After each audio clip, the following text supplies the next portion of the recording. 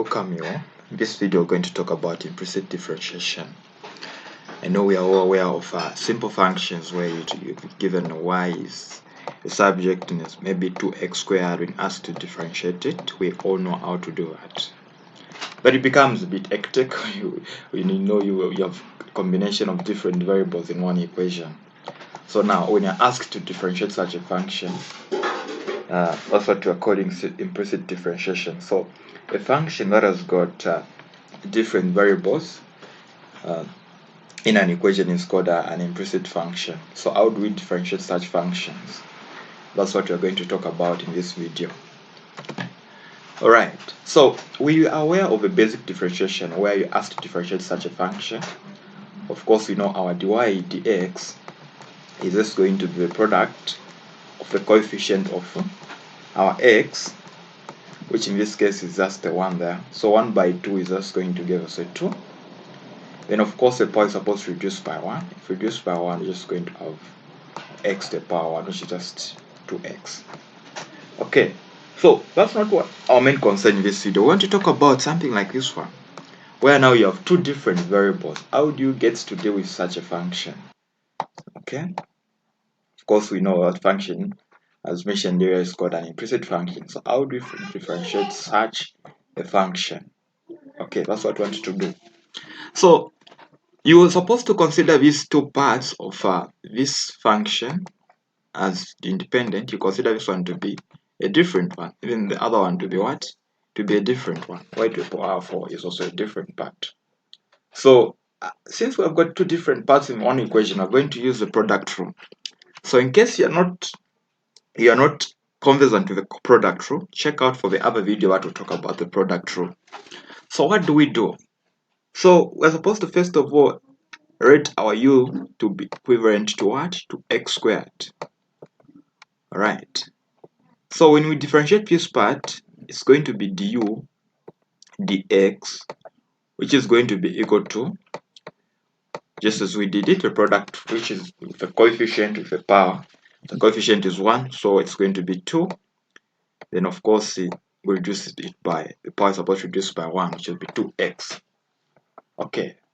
Equally, you're supposed to get the other part, which you name to be v, which is supposed to be equal to y raised to the power of what? 4. So when you differentiate this part, dv dx is going to give us what? So dv dx in this case is going to be, so since we don't have a variable of x, we're going to focus on the y itself. So it's going to be 4, just as we do it normally when we have x, then the power is supposed to reduce by 1, so it will be a 3 there.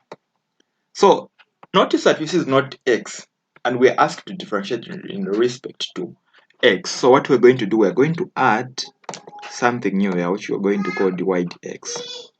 Okay, because it's a different variable. Okay, so now that we are at this stage, what do we do? So therefore we're going to say, okay, so when you look at our equation, so we've differentiated the other part. So when it comes to an implicit functions, even the subject is supposed to be what? To be differentiated. So when you differentiate y there, what are we going to have?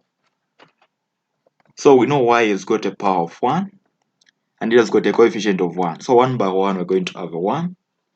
Okay, so write our 1 times, of course we know the power is supposed to reduce by 1. So 1 minus 1 is going to give us what? It's going to give us a 0. So 0 there. So any letter raised to the power of 0 is going to be a 1 again. So over 1 times. So 1 dot 1 means 1 by 1. So then, since we are differentiating a different variable from what we're supposed to do, so we're going to add again dy dx. So our dy dx is equal to, so on the other part, what are we supposed to do? According to the product rule, first of all, we're supposed to write the first part. So in this case, the first part is x squared. So I'm going to write it as it is, x squared. Then it should be multiplied by what? The differential of the other part. So the differential of y to the power 4 is what we determine at this point. So it's going to be 4 raised to y raised to the third power times dy dx. Okay, so from there, again, according to product rule, you're supposed to add again. This time around, in the first place we started with x squared. This time around we're going to start with y to the power 4. So y to the power 4 should be multiplied by the differential of what? The other part. So in this case, okay, there's not enough space here, so I'll write it just down there. So the differential of x squared was what? Was 2x. Okay, I'll write it 2x. Okay, that's it. So now, what do we do from this stage? Dy dx. So dy dx is equal to x squared. So x squared times 4y to the power 3 is just going to be x squared. Okay, 4y to the third power. Of course, not forgetting that we also have what? Dy dx. Yeah. Then the other part was already simplified. So write it just as it is. That is y to the power 4 multiplied by 2x. Okay, 2x. So you may want to write it in this form. I will say, okay, 2x, then multiplied by y to the power 4. Okay. So what do? We want to make dy dx to be the subject. So therefore, this part can also cross the other side so that we factorize it. So what is this going to be? So since it's a positive this side, we can just, when it crosses the other side, it's going to be what? It's going to be negative. So make it negative, the other side becomes negative when it crosses the equal sign. So the equal sign is going to shift to this point.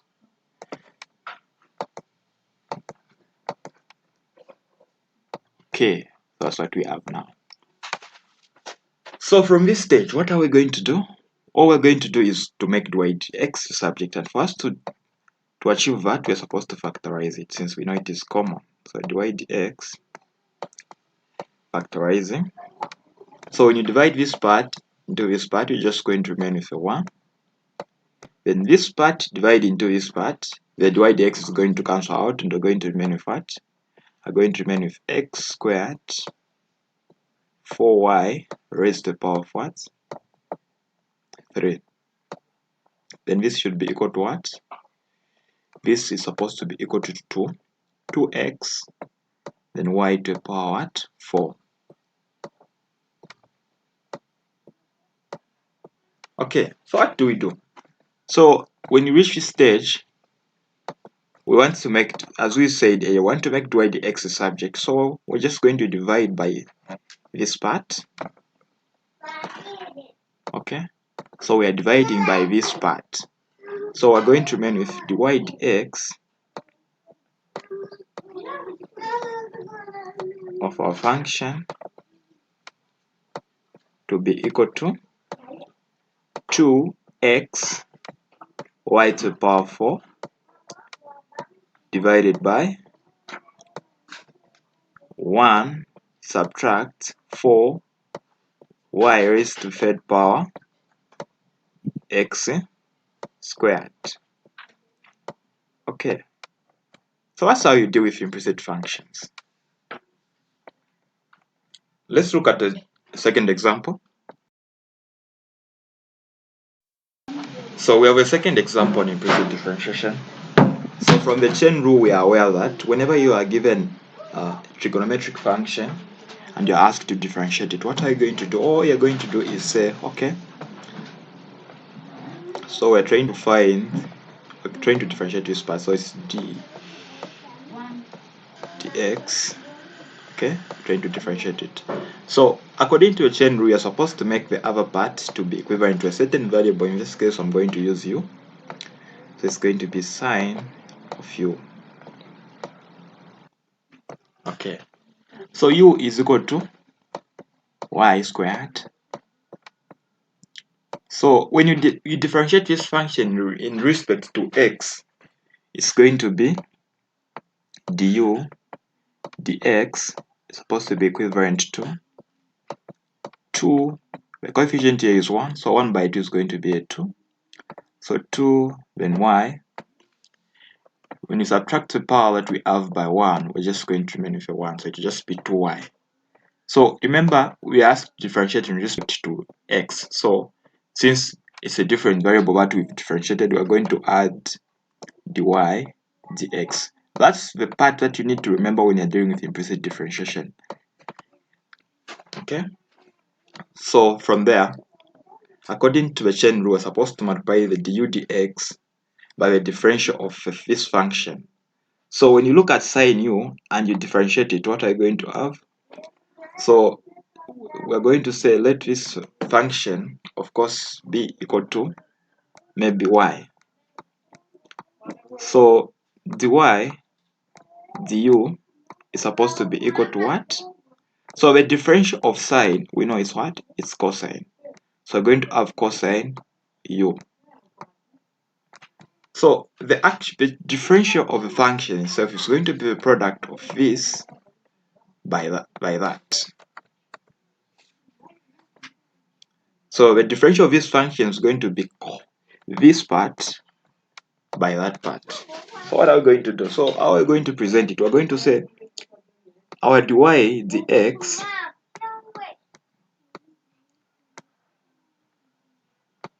is going to be equal to, so cos u. So we know our u is equal to y squared. So we're going to write it y squared. Okay? So y squared times 2y times dy dx. Okay.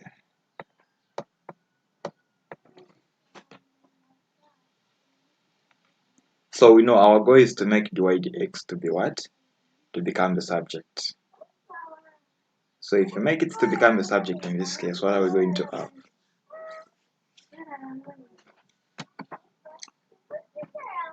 So of course we've noticed that it's common. So it's going to be 1 and 1, that part. So from there, what are we going to remain with? We're going to remain with, on the left hand side, we're going to remain with 1. So it will be a 1 equal to cos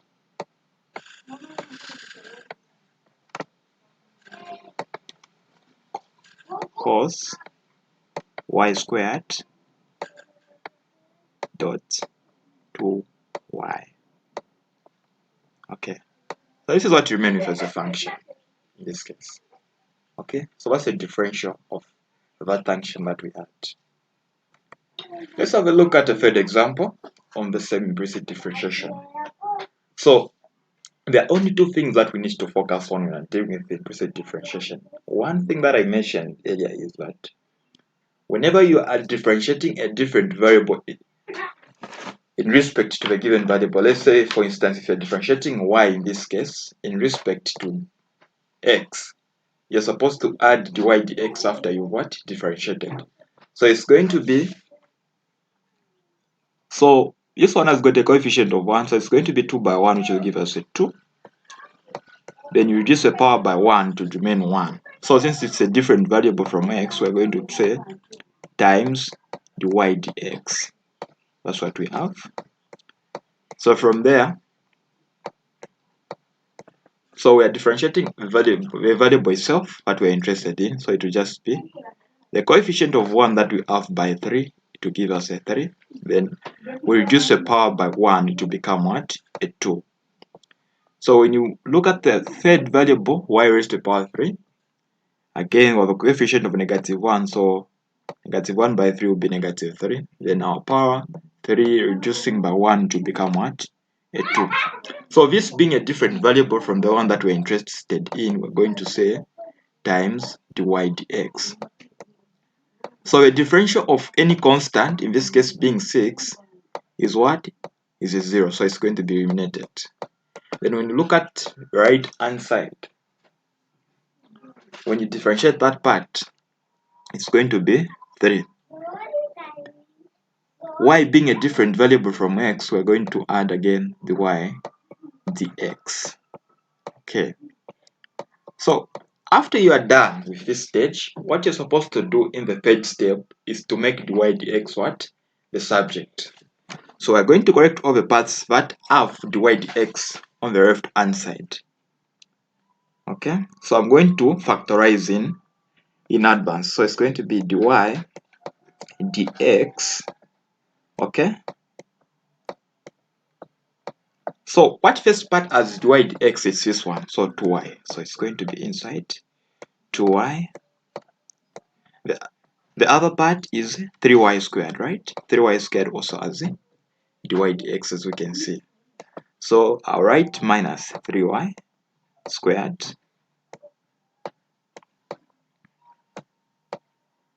Whichever part? The one on the right, 3 times dy dx. So when it crosses the other side, it becomes negative. So it becomes minus 3. So what are we remaining? If whatever remains is supposed to cross the other side. So we're remaining with just one part, which is just 3x squared. So when it crosses the other side, it becomes negative 3 what? X squared.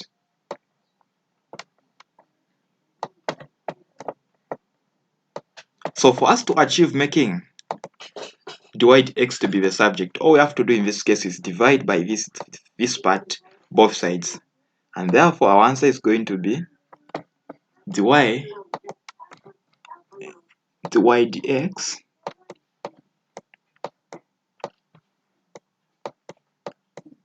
is going to be negative 3x squared divided by 2y minus 3y squared minus 3. So that's all about implicit differentiation. So I hope this. Make sure to like and subscribe to my channel to encourage me to work on more videos on different courses to do with mathematics and science subjects. Thank you very much for watching and have a blessed day.